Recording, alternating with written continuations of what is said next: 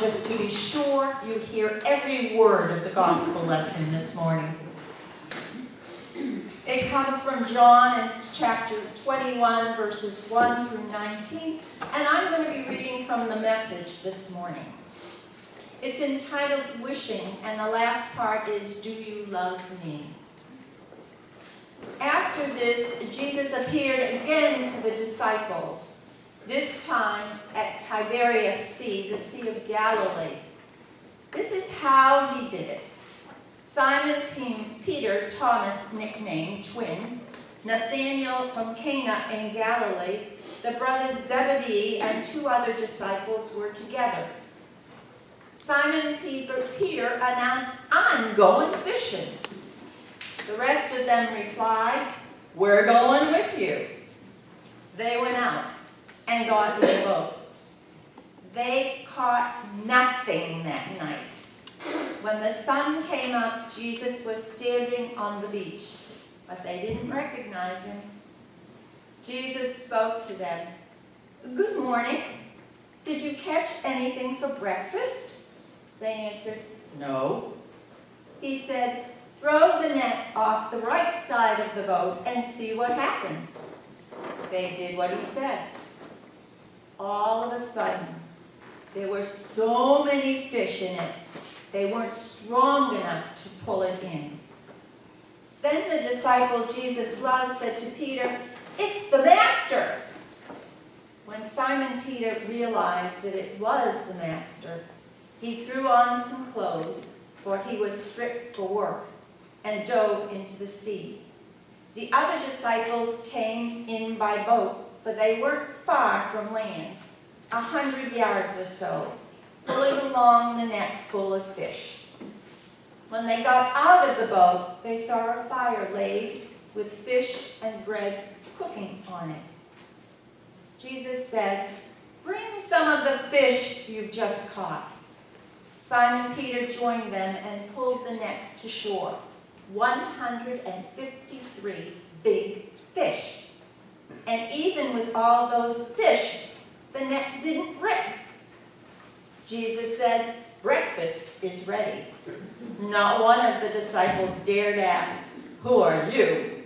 They knew it was the Master. Jesus then took the bread and gave it to them. He did the same with the fish. This was now the 3rd time Jesus had shown himself alive to the disciples since being raised from the dead. After breakfast, Jesus said to Simon Peter, Simon, son of John, do you love me more than these? Yes, Master, you know I love you. Jesus said, Feed my lambs. He then asked a second time, Simon, son of John, do you love me? Yes, Master, you know I love you. Jesus said, Shepherd my sheep. Then he said it a 3rd time, Simon, son of John, do you love me? This is the reading for today. Amen. It's been a couple of weeks since Easter Sunday, when we experienced that wonderful remembrance of Jesus' resurrection and then his appearance to his disciples. Last Sunday, Jesus came and appeared to his disciples a 2nd time since his death. And on that occasion, Thomas repented of his unbelief and confessed his faith. Something we should remember. Even though Christ called the disciples, they needed to find him for themselves, just like us. Some of us grew up surrounded by Jesus, and others of us found him along our journey of life.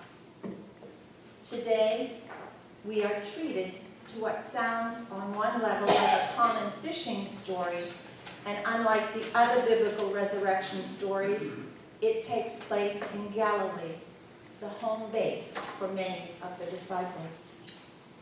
Picture this. The sun is beginning to break over the horizon as the seagulls soar overhead, scanning the sea for their breakfast, hoping to scavenge some small morsel falling from the fishermen's nets. The soothing, sequencing sound of the water gently lapping the shore mixes with the fresh smells of sand and sea. I would like you to put yourselves in this serene and idyllic picture that we capture on the Sea of Tiberias as Peter, John, Thomas, Nathaniel, and the others are on their fishing expedition. But this morning, they aren't feeling that serene. These disciples are exhausted from a night of the sweaty, back-breaking work of hauling in nets over and over again, only to find nothing for all their laboring. These disciples are frustrated. They know this fishing business. They know where all the best spots are, the best time to go. They have fished all night and are returning with nothing. Their nets are empty. How many of you are people who enjoy fishing? We have any fishing people here? No? Oh, we got a couple. All right. Have you ever come home with nothing? Yes. Yeah. If you have, I know you know how it feels. My dad used to say things like, fish weren't biting. The disciples have just been through the most incredible experience of their lives. They had only been with Jesus for 3 years, and they had watched him and learned from him. Then they had watched him arrested and killed, a slow, painful death on a cross. Peter saw himself denying that he had ever been associated with this man whom he loved and followed. Can you imagine all the thoughts and feelings that these disciples were experiencing? And yet they had seen the risen Lord. Hallelujah, he's back. It's really Jesus. They had already spoken with him, touched him, laughed with him, walked with him, and yet they were feeling very alone, at times even empty. Just like that net they kept hauling in over and over again. You see, they knew that Jesus was soon to return to God. They loved him. But now this alive in the flesh Jesus was going to leave them again. What were they going to do? How were they going to cope? This attachment they had formed with him, this bond of love was once again going to be severed. Let's join them and look back to the shore. It's dawn now, and they see this guy standing on the shore. They can't make out who it is. They're out on the lake, about a football field away from the shore. The person on the beach calls out to them across the water, "Children, do you have any fish?" They answered, "No. We've been casting our nets all day, and now we are working into the night." So the man calls to them, "Cast your nets on the right side of the boat, and you will find some." Their first response is, "What, are you kidding me? Don't you think we know what we are doing? We really know how to fish." And we know the rest of the story. They drop their nets on the other side and bring up their nets so full of fish that they can't haul it into the boat. The net that had once been empty is now full. Who is this person on the shore? They don't recognize him yet. They will. In this story, Jesus has given us a place. That's right, you and I. Unfortunately, we are the fish. Sorry. I know that sounds awful to compare us to fish. However, the nets represent the church, and the fish represent all of us within our churches. If the disciples hadn't responded to Jesus' request, cast your net on the other side, we wouldn't have been empowered by the Holy Spirit to take up the mantle of Jesus Christ. We are the disciples' reward for leaving their boats to teach, preach, and lead us to an understanding of Jesus Christ and who he really was, is, and will be in each of our lives. After Jesus' death, the disciples needed time to clear their heads. Being a disciple of Christ requires that we occasionally need to do just this. The soothing rocking of the boat, the briny odor of seawater, the rough feel of the nets in their calloused hands. These things were comforting to the disciples. How do you clear your head? How do you put aside all of the other priorities in your life and lift Jesus' voice first on your list? After hearing this sermon, I am hopeful that you will take a moment to think about how you might spend time with Jesus. I can't answer that question for you, as all of you have competing responsibilities. When I retired, I thought I would have more personal time, but it hasn't really happened. In addition to the fact it takes me longer to do what I did 70 years ago, the Lord keeps putting ministries in my path. Hospice care and White Horse Addiction Center, as well as acting as a consultant to a new pastor, have required a lot of time and energy. I thought retirement would be all relaxation. But it isn't. Christ doesn't retire. He is like the Energizer Bunny. He calls, and he calls, and he calls. Easter Day is over, but Christ is resurrected. Jesus is there for you and me. Jesus keeps appearing to the disciples. It's an unexpected interruption. It happens to me all the time when I'm writing a sermon. A phone call, a knock on the door, or a feeling of exhaustion interrupt my train of thought. It used to frustrate me. But I think Jesus is trying to tell me to go a different direction, or to meditate longer, or to put the sermon to bed for a while. Think for a second. When you have prayed about a situation or a person, haven't you had the person or a relative phone you? When you are feeling down, haven't you had a person walk in and raise your spirits? In the voice of a caregiver, you feel support. Maybe it is the voice of a child. You encounter hope. Maybe the voice of a nurse takes away your pain with an adjustment or a pill. You feel peace. This is all Christ's doing. Christ is working through these people. I know when I am going to see a hospice case that I ask the presence of Christ to be with me.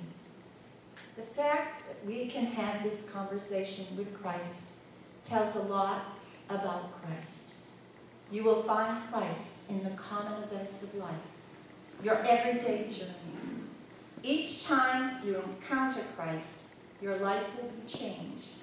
When you meet Christ, you can't go back to the old way of life. There have been many situations in which people have turned over control to Christ, and he has directed them to many ministries. These ministries do not need to be elaborate. They could be quite simple. A friendly smile to a neighbor, or a thank you to a clerk, dropping a penny, quarter, or dollar in one of those Salvation Army buckets, waiting at least 2 minutes before you beep in a line of traffic, are all small, but important in the eyes of Jesus. I could go on, but I'm sure your spiritual reflections will allow you to hear the voice of Christ, and the Holy Spirit will direct your ministry. I'm sure many of you are called to do helping tasks that aid another person. The help you give is Christ working through you so that you can be his arms, his voice, or his legs. These are all ministries that you can do every day.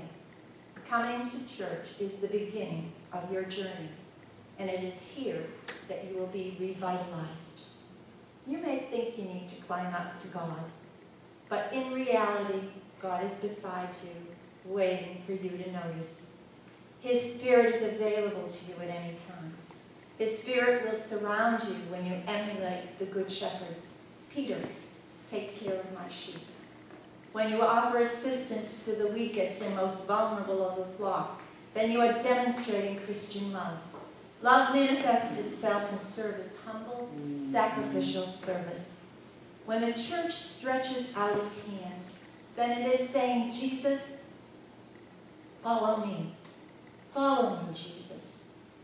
When a baptism is performed, whether it is a baby, child, or adult, you know that you have a child or a person whom you will nurture as a church in the faith, whether it is on Sunday, one Sunday, or a lifetime. You know in the bread and juice of communion, which we're going to take this morning, you will feel the presence of Christ within yourself to provide you with the energy to be a disciple. Jesus told us, become like a child in matters of faith. We don't have to climb up to Jesus.